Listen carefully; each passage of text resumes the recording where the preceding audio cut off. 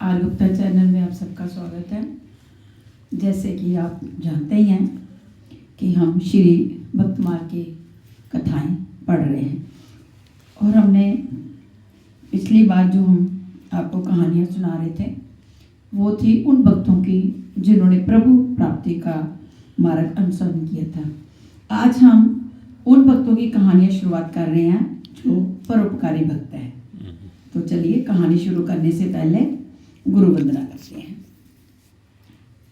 जय गुरुदेवा, जय गुरुदेवा, जय गुरुदेवा, जय गुरुदेव, जय गुरुदेवा, जय गुरुदेवा, जय गुरुदेवा, जय गुरुदेव।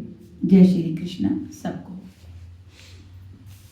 तो आज हम आपके सामने राजा हरिश्चंद्र आदि जो परोपकारी भक्त हैं उनकी कहानी सुनाने जा रहे हैं।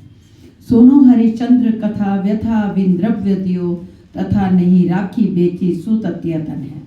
सुर्थ सुगंधवा यूं सो दोष के करत मरे, शंख ओष लिखित विप्र भयो मैलो मन है। इंद्रो अग्नि गए शिवी पे परीक्षा लैन, काटे दियो मांस रीजी साच जानेपन है। बर्त ददीच आदि भागवत बीच गाए, सबनी सुहाए जिन दियो तन धन है।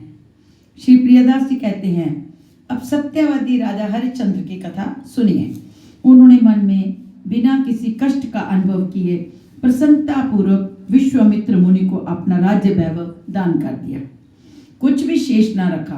पहले संकल्प को पूरा किया, सत्य का पालन करने में अपने समान किसी को भी न रखा। राज्य छोड़कर काशीपुरी को चले गए। वहां उन्होंने अपने शरीर के साथ ही स्त्री पुत्र को बेच दिया। सत्य की रक्षा करके भगवान को प्रसन्न किया।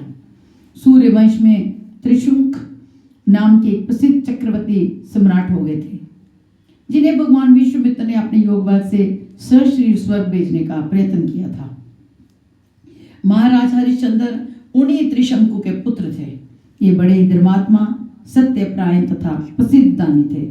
इनके सत्य की परीक्षा की गाथा पुराणों में प्रसिद्ध है। इनकी पत्नी शैव्या थी तथा पुत्र का नाम रोहित था। सूरथ और सुगंधवा दोनों बड़े भारी भक्त थे। शंख और लिखित दोनों ब्राह्मणों के मन मलिन थे। उन्होंने दोनों भक्तों को मिथ्या दोष लगाया और वे अपने पाप से मर गए। शरणागत रक्षक राजा शिवी के पास परीक्षा लेने के लिए इंद्र और अग्निदेव बाज और कबूतर बनकर गए। शरणागत कबूतर की रक्षा करते हुए प्रसन्न होकर उन्होंने बाज को अपने शरीर का मांस काट कर दे दिया। तब दोनों को विश्वास हुआ कि राजा अपने प्रण का पालक और सच्चा धर्मात्मा है। छपे में आज शेष भरत और दधीची आदि भक्तों की कथाएं श्रीमद् भागवत में कही गई हैं, जिन्होंने परोपकार में अपना तन मन और धन अर्पण किया। वे भक्त संसार में सभी को प्रिय हुए। तो चलिए हम श्री हरिश्चंद्र जी की कहानी सुनाते हैं आपको। सूर्यवंश में त्रिशंकु नाम के एक प्रसिद्ध चक्रवर्ती सम्राट हो गए हैं, जिन्हें मुनि विश्वामित्र ने अपने योग बल से सशरीर स्वर्ग भेजने का प्रयत्न किया था। महाराज हरिश्चंद्र उन्हीं त्रिशंकु के पुत्र थे। ये बड़े धर्मात्मा, सत्यपरायण तथा प्रसिद्ध दानी थे। इनके राज्य में प्रजा बड़ी सुखी थी। दुर्भिक्ष और महामारी आदि उपद्रव कभी नहीं होते थे। महाराज हरिश्चंद्र के यश से त्रिभुवन भर गया। देव ऋषि नारद के मुख से इनकी प्रशंसा सुनकर देवराज इंद्र ईर्ष्या से जल उठे और उनकी परीक्षा के लिए मुनि विश्वामित्र से प्रार्थना की। इंद्र की प्रार्थना पर प्रसन्न होकर मुनि परीक्षा लेने को तैयार हो गए। महामुनि विश्वामित्र अयोध्या पहुंचे। राजा हरिश्चंद्र से बातों ही बातों में उन्होंने समस्त राज्य दान रूप में ले लिया। महाराज हरिश्चंद्र ही भूमंडल के एक क्षत्रिय राजा थे। वे सारा राज्य तो मुनि को भेंट हो चुका, अब वे रहें तो कहाँ रहें। उन दिनों कहते हैं कि काशी एक ऐसा स्थान था जिस पर किसी मनुष्य का अधिकार नहीं समझा जाता था। वे रानी शैव्या और पुत्र रोहिताश्व के साथ काशी की तरफ चल पड़े। जाते समय मुनि ने राजा से कहा कि बिना दक्षिणा के यज्ञ, दान और जप तप आदि सब निष्फल होते हैं। अतः आप इस बड़े भारी दान की संता के लिए 1000 स्वर्ण मुद्राएं दक्षिणा स्वरूप दीजिए। महाराज के पास अब रह क्या गया था। उन्होंने इसके लिए 1 मास की अवधि मांगी। विश्वामित्र ने प्रसन्नतापूर्वक 1 मास का समय दे दिया। महाराज हरिश्चंद्र काशी पहुंचे और शैव्य तथा रोहिताश्व को एक ब्राह्मण के हाथ बेचकर स्वयं एक चंडाल के यहाँ बिक गए, क्योंकि इसके सिवा अन्य उनके पास कोई उपाय ही न था। इस प्रकार मुनि के ऋण से मुक्त होकर राधा हरिश्चंद्र अपने स्वामी के यहाँ रहकर काम करने लगे। इनका स्वामी मरगढ़ का मालिक था। उसने इन्हें शमशान में रहकर मृतों के कफन लेने का काम सौंपा। इस प्रकार राजा बड़ी सावधानी से स्वामी का काम करते हुए शमशान में ही रहने लगे। इधर रानी शैव्या ब्राह्मण के घर रहकर उसके बर्तन साफ करती, घर में झाड़ू बहारू देती और कुमार पुष्प वाटिका से ब्राह्मण के देव पूजन के लिए पुष्प लाता। राजसुख भोगे हुए और कभी कठिन काम करने का अभ्यास न होने के कारण रानी शैव्या और कुमार रोहिताश्व का शरीर अत्यंत परिश्रम के कारण इतना सूख गया कि उन्हें पहचानना भी कठिन हो गया। इसी बीच में एक दिन जबकि कुमार पुष्प चयन कर रहा था, एक पुष्पलता के भीतर से एक काले विस्तर सर्प ने उसे डस लिया। कुमार का मृत शरीर जमीन पर गिर पड़ा।